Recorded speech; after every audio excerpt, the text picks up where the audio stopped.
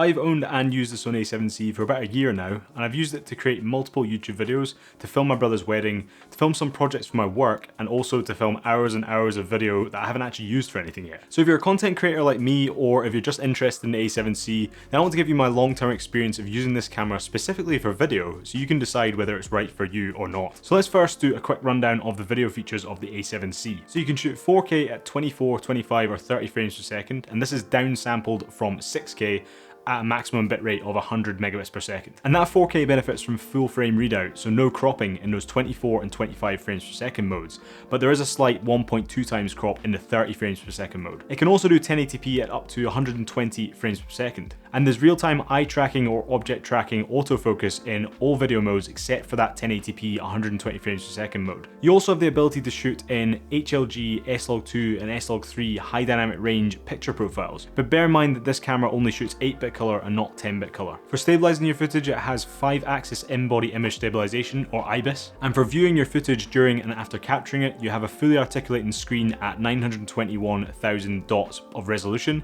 as well as a small viewfinder off to the left side of the camera. And although I've covered price in the previous parts of this review, I want to go over it again because it's actually changed since I made my previous videos. So I found it for around £1,700 in the UK and $1,800 in the US, and that's brand new. But you can pick it up used for around £1,500 in the UK, which is a really good deal. So let's now get onto my thoughts about this camera for video and whether you should pick it up if you're a content creator like me. So for a bit of context, I started off my YouTube journey with the Canon M50. So that's this camera right here. And this is a really great first starter camera for people who are looking to jump into content creation.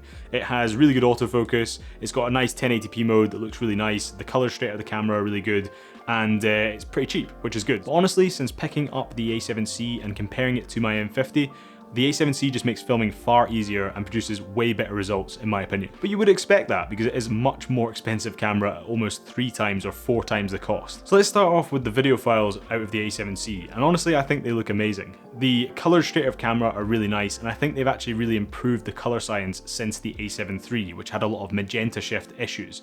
Where this doesn't really have that. You can get really nice skin colors straight out of the camera. Additionally, as the 4K video is downsampled from 6K, it just looks insanely sharp.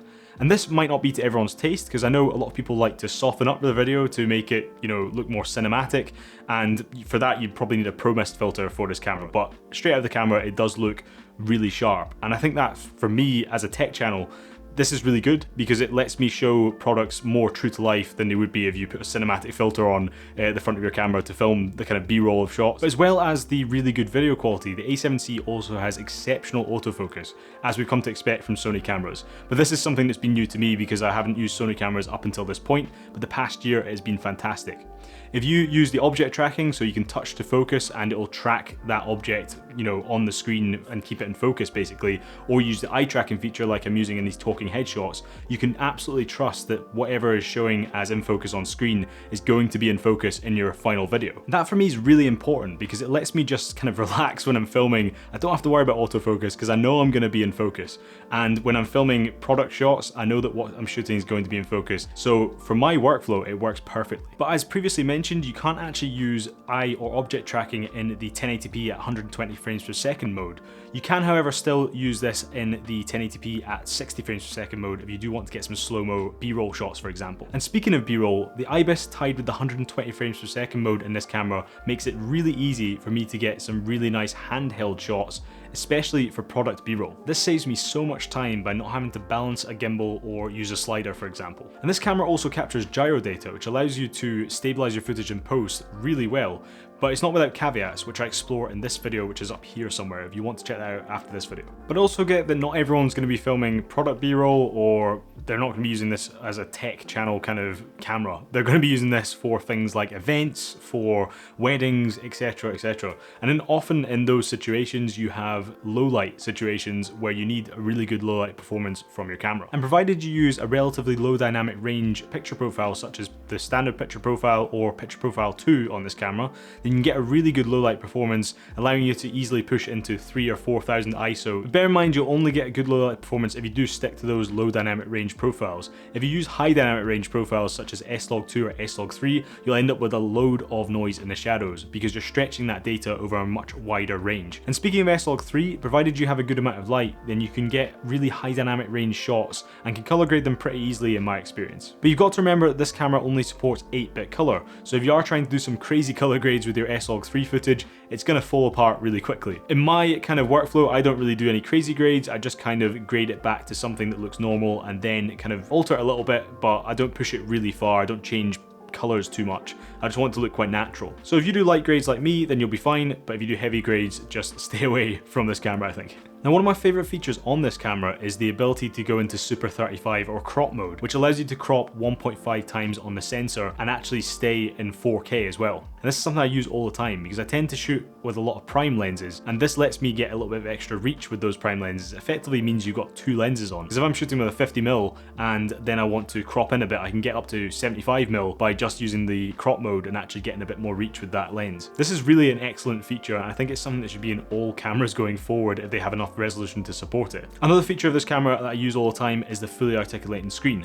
This is something that wasn't included in the A7 III, and it's something that stopped me from getting the A7 III for a long time. And that's why when the A7C came out, it was basically an A7 III with a fully articulating screen, and I thought this would be perfect for my workflow. I mainly use this for photography, but if you're trying to get high up shots or low down video shots with your camera, then you can with ease and you can still see your screen. Additionally, if you want to do portrait video for social media and get some really high quality portrait video for a client, for example, then you can do that really easily. However, as I mentioned in part 1 of my review, the screen is definitely not the best quality or the highest resolution, and this means that it's quite difficult to judge exposure correctly and also ensure that you're in focus by just looking at the screen. So to get around this, I use assistive features such as focus peaking and exposure metering. But the fully articulating screen as well as the compact size of the A7C make it a perfect option for travel or vlog style videos, as well as if you're flying this on a gimbal. But depending on the type of work you want to do with the A7C, you might be concerned about overheating. This is something that's really come up in the last year or so with the release of the Canon R5.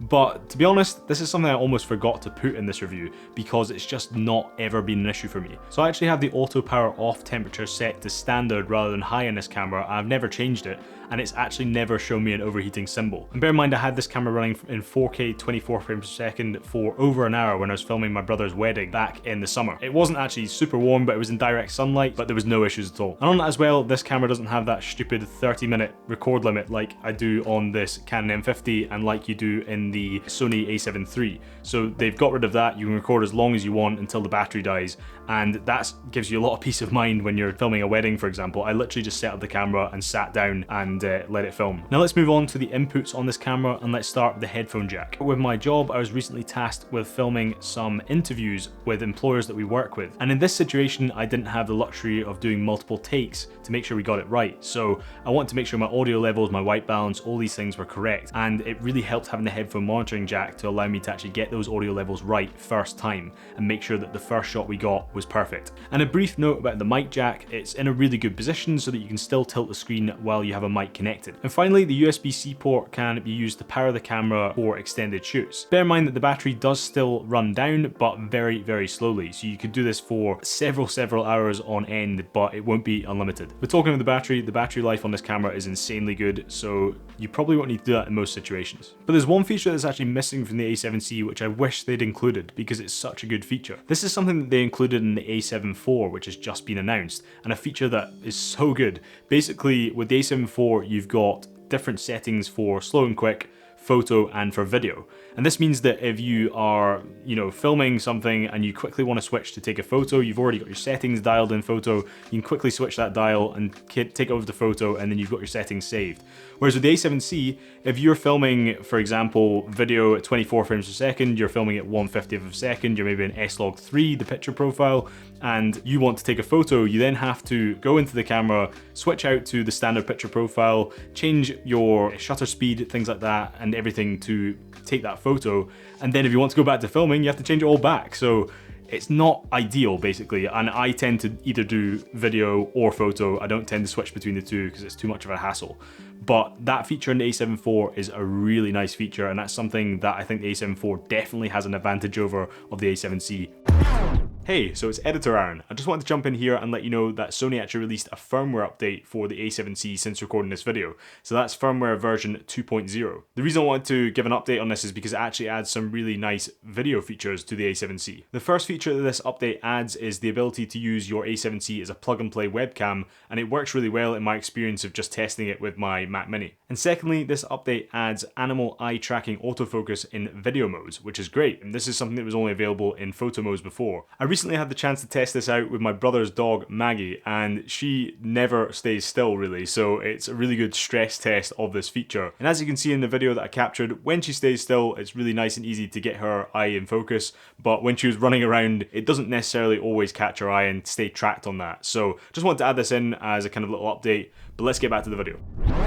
But we've been talking about filming with the A7C, but what's it like to edit the files that come out of this camera? Because editing is literally more than half the process of content creation, so it's really important that these files are going to be good to edit with. And I can report that they edit absolutely smoothly on my M1 16GB Mac Mini. The 16GB Mac Mini supports most video files, but these edit really, really nicely. I have no slowdown at any point really when I'm editing with them. So they should work pretty well on most computers, you know, unless you've got a really low-end machine, but you can always lower the resolution that you're editing in so that you can actually get some good performance out of it. So I set out in this video to answer the question, is the A7C the best camera currently for content creators? And I don't think it's far off, if not the best, because I've really enjoyed using it over the last year for video. And it's just made my workflow so much easier than when I was using the Canon M50. The M50 is a great camera, but it's not close to the A7C. And I'm glad that that's the case because the A7C is a much more expensive camera. So I feel like I've got my money's worth from this camera. But fundamentally, the excellent autofocus, the IBIS, the crispy 4K, the fully articulating screen, and all the other kind of content focused features make it an excellent camera if you're wanting to film social media content, you're wanting to film YouTube,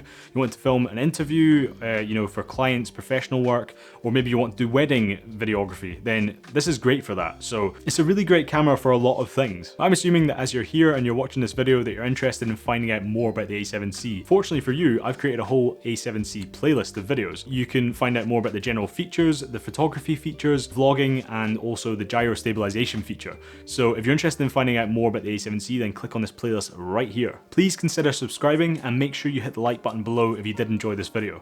But otherwise, as always, it's been an absolute pleasure, and I'll catch you in the next one. Cheers.